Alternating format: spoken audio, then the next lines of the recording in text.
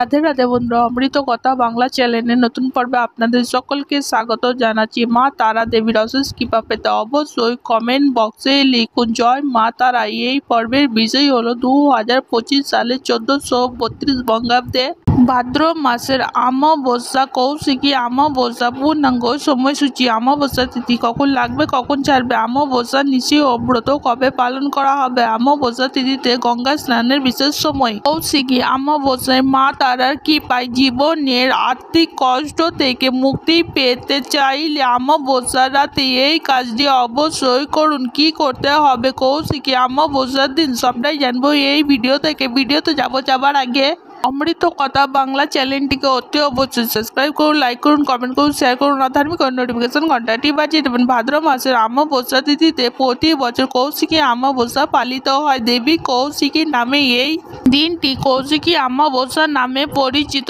সারা বছর অন্য সব অমাবস্যা থেকে কৌশিকী অমাবস্যা গুরুত্বপূর্ণ বেশি। বিশেষ করে তন্ত্র সাধকদের কাছে কৌশিকী অমাবস্যার মাহাত্ম্য অপরিসীম। তন্ত্র ও শাস্ত্র মতে ভাদ্র মাসের এই তিথিতে সাধনা করলে সুফল লাভ করা যায়। কথিত রয়েছে কৌশিকী অমাবস্যার দিন এক বিশেষ মুহূর্তে স্বর্গ ও নরকের দুইয়ের দরজা মুহূর্তের জন্য খুলে যায়। যারা সিদ্ধি লাভ করতে চান তাদের জন্য কৌশিকী অমাবস্যার দিনটি ভীষণ গুরুত্বপূর্ণ। শাস্ত্র মতে মনে করা হয় এই দিনে আদ্যশক্তি মহামায়ার আরাধনা করলে দেবীর অশেষ কৃপা লাভ করা যায়। কৌশিকী অমাবস্যাতে তারাপীঠে সাধক বামা খ্যাপা সিদ্ধি লাভ করেছিলেন। সেই কারণে এই তিথিতে তারাপীঠে সারা রাত দেবী তারার বিশেষ পুজো করা হয়ে থাকে। প্রতি বছর তারাপীঠে কৌশিকী অমাবস্যা প্রচুর ভক্ত সমাগম হয়। কথিত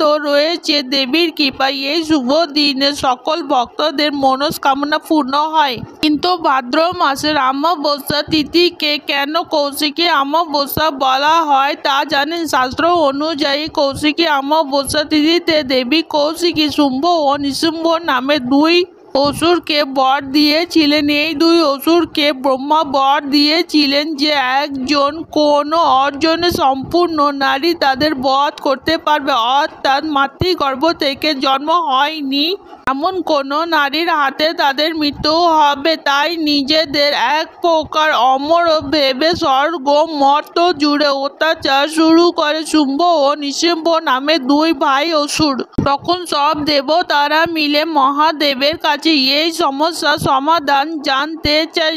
একদিকে দক্ষ যজ্ঞে স্বামী মহাদেবের অপমান সহ্য না করতে পেরেও আগুনে প্রাণ বিসর্জন করেছিলেন দেবী সতী। এরপর পার্বতী রূপে তিনি ফের জন্ম নেন। তখন তার গায়ের রং ছিল ঘোর কালো। স্নেহে বসে শিব তাকে কালী বলে ডাকতেন। শুম্ভ ও নিশুম্ভকে কি করে বধ করা যায় সেই পরামর্শ করতেন সব দেবতাদের সামনে। মহাদেব তাকে কালী বলে সম্বোধন করে। সবার সামনে কালী বলায় অভিমানে মানব সরোবরের তীরে বসে তপস্যা শুরু করেন দেবী পার্বতী।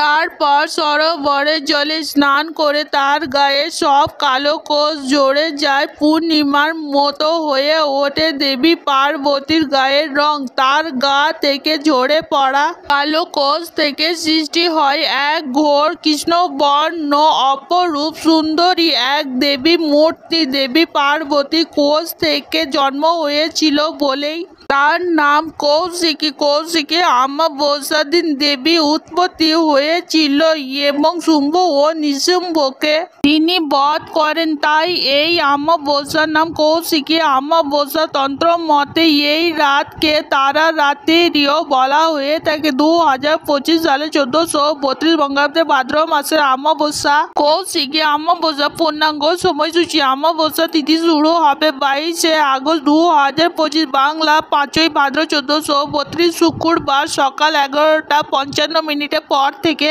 অমাবস্যা তিথি সমাপ্ত হবে 23শে আগস্ট 2025 বাংলা 6ই ভাদ্র 1432 শনিবার সকাল 11:24 মধ্যে। 2025 সালে 1432 বঙ্গাব্দে কৌশিকী অমাবস্যা নিশি পালন করা হবে 22 আগস্ট 2025 বাংলা 5ই ভাদ্র 1432 শুক্রবার। অমাবস্যা ব্রত উপবাস পালন করা হবে 23 আগস্ট 2025 বাংলা 6 ভাদ্র 1432 শনিবার সকাল 11টা 14 মধ্যে কৌশিকী বা কৌশিক অমাবস্যা বা আলোকা অমাবস্যা ব্রত 2025 সালে 1432 বঙ্গাব্দে কৌশিকী অমাবস্যার দিন গঙ্গা স্নানের বিশেষ সময় থাকবে 23 আগস্ট 2025 শনিবার সকাল 5টা 18 পর থেকে সকাল 11টা 24 মধ্যে গঙ্গা স্নানের বিশেষ সময় থাকতে চলেছে। কৌশিকী অমাবস্যার দিন মা তারার কৃপা লাভ করতে চাইলে, মাকে খুশি করতে চাইলে, মায়ের কৃপায় জীবনে ধন্য করতে চাইলে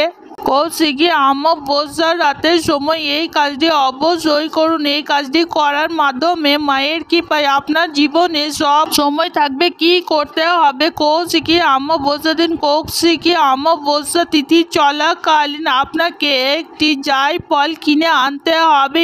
এরপর সেই জায়ফলটিকে কৌশিকী অমাবস্যার দিন রাতের সময় পুজো করতে হবে। কৌশিকী অমাবস্যার নিশি পালন তিথিতে রাতের 9টার পর স্নান সেরে শুদ্ধ বস্ত্র পরে মা তারা বা মা কালীর পুজো করতে হবে। এই পুজো আপনি বাড়িতেও করতে পারেন। স্নান সেরে লাল বস্ত্র পরতে হবে। এরপর ঠাকুর ঘর ভালো করে পরিষ্কার করে নিতে হবে। ঠাকুর ঘরে মা তারা বা মা কালীর ছবি কিংবা মূর্তি প্রতিষ্ঠা করতে হবে। এরপর মা কালী বা মা তারা ছবিতে 108টি জবা ফুলের মালা অর্পণ করতে হবে। 108টি জবা ফুলের মালা অর্পণ করার পর কৌশিকী অমাবস্যার দিন রাতের সময় একটি ঘিয়ের প্রদীপ অবশ্যই জ্বালতে হবে এবং এই দিন মাকে লাল বাতাসা অর্পণ করতে হবে। এরপর পুজোয় বসতে হবে। মাথায় গঙ্গা জল ছিটিয়ে নিতে হবে। লাল চন্দন বেশি করে বেটে নিতে হবে। লাল চন্দন সহকারে বেল পাতা 3 বার ওম ক্লিং কাল্লুই নমঃ ওম ক্লিং কাল্লুই নমঃ এই মন্ত্রটি 3 বার বলে মায়ের শ্রীচরণে অর্পণ করতে হবে। এরপর মাকে জবা ফুল অর্পণ করতে হবে। মায়ের শ্রীচরণে লাল সিঁদুর এবং লাল চন্দন অর্পণ করতে হবে। এরপর যে জায়ফলটি আপনি অমাবস্যার দিন কিনে নিয়ে এসেছেন সেই জায়ফলটি নিতে হবে। এরপর সেই জায়ফলটিকে কাঁচা দুধ ও গঙ্গা জল দিয়ে ধুয়ে পরিষ্কার করে নিতে হবে। ভালো করে শুকনো করে মুছে নেবার পর ডান হাতে জায়ফলটিকে নিয়ে এই মন্ত্রটি 5 বার উচ্চারণ করতে হবে। ক্লিং ক্লিং ক্লিং হুং হুং হুং রিং রিং রিং দক্ষিণে কালীকে। ক্লিং ক্লিং ক্লিং হুং হুং হুং রিং রিং রিং স্বাহা এই মন্ত্রটি উচ্চারণ করে মায়ের শ্রীচরণে জায়ফলটিকে অর্পণ করবেন।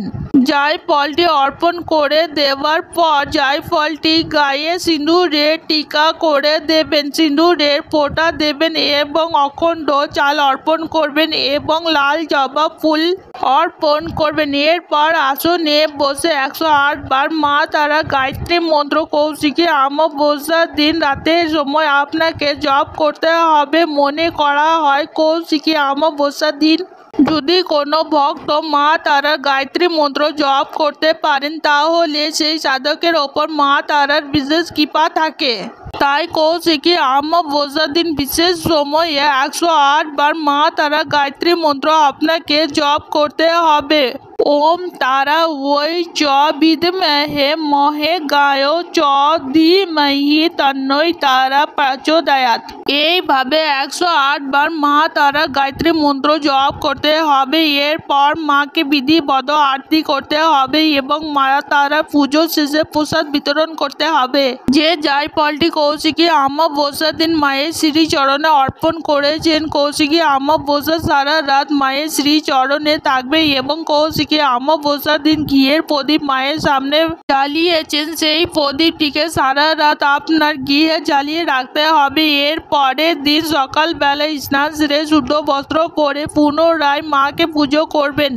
পুনরায় মা তারা গায়ত্রী মন্ত্র 108 বার জপ করবেন। জপ সম্পূর্ণ হলে মাকে পুজো করবেন। পুজো সম্পূর্ণ হলে সেই জায়ফলটি মায়ের শ্রীচরণে অর্পণ করেছেন সেই জায়ফলটিকে নিজের কাছে সুরক্ষিত রাখবেন। জায়ফলটিকে আপনি আপনার পার্সে বা ব্যবসার স্থানে বা লকারে রাখতে পারেন। সেই জায়ফলটিকে 1 বছর আপনার কাছে রেখে দেবেন।